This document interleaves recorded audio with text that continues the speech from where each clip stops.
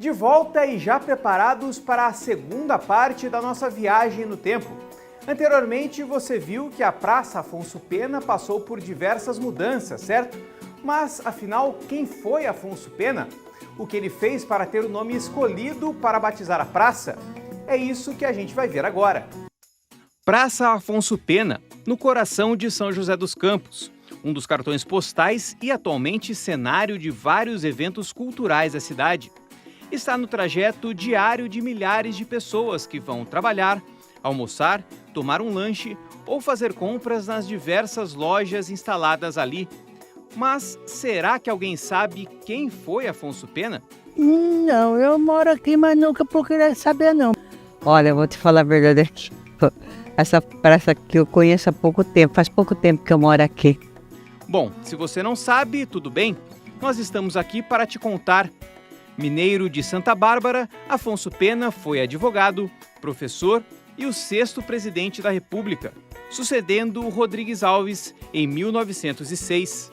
Mas antes disso, entre 1892 e 1894, ele também foi presidente de Minas Gerais.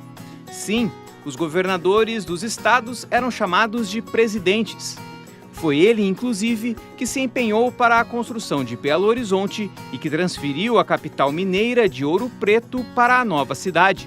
Cidades históricas, elas não têm tanto espaço para expansão, para indústria, para modernização. E já existia também essa ideia de proteger o patrimônio histórico. Então você não poderia derrubar casas, igrejas e tal, para você criar novos espaços, né? Para você criar novos prédios. E isso aconteceu em várias cidades aqui do interior. Então, colocando lá como capital, você tinha toda uma nova infraestrutura que iria ter que ir para lá por conta disso, né? Afonso Pena também foi ministro da Justiça, da Agricultura e Transportes e da Guerra. Em 1902, se tornou o vice-presidente do Brasil durante o governo Rodrigues Alves e em 1906 foi eleito presidente com votação recorde. Durante o seu governo, Afonso Pena percorreu o país e promoveu o desenvolvimento de portos e ferrovias, construindo a primeira linha de trem que ligava o sudeste ao sul do país.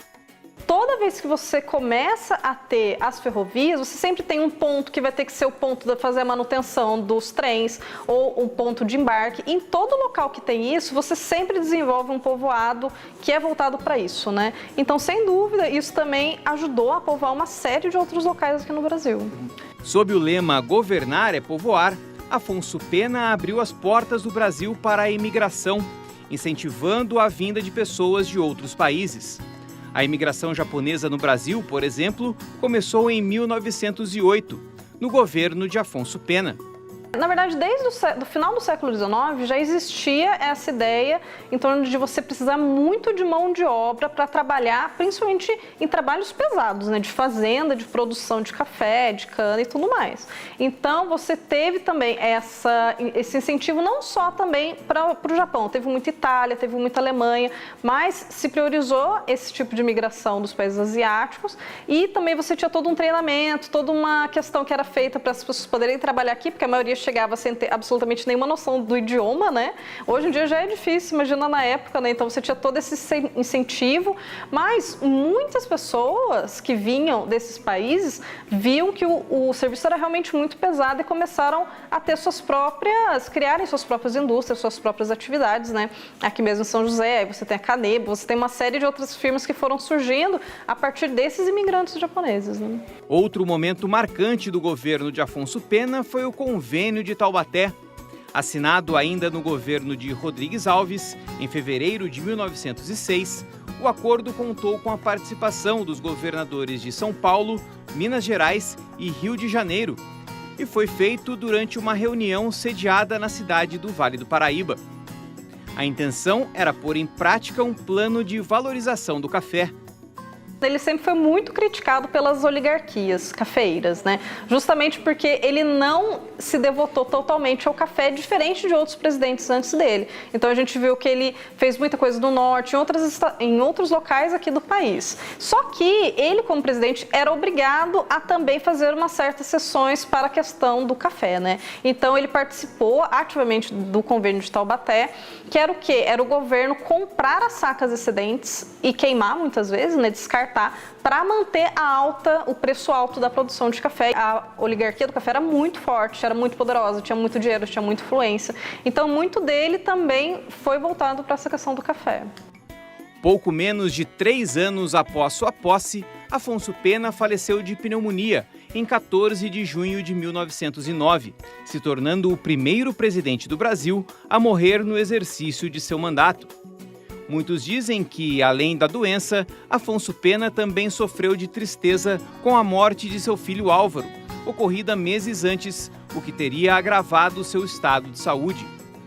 Em homenagem ao ex-presidente, alguns meses depois do seu falecimento, a maior praça de São José dos Campos passou a ser chamada oficialmente de Afonso Pena. Havia toda uma tradição em você dar nomes que eram relevantes da nova república, né? Então, para você tirar um pouco também dessa questão do império, sempre tinha prédios, avenidas com nomes de políticos relevantes da época. A explicação de muitas pessoas desconhecerem a história de Afonso Pena se deve talvez ao fato de não existir aqui na praça nenhuma placa ou estátua com o rosto do ex-presidente da República.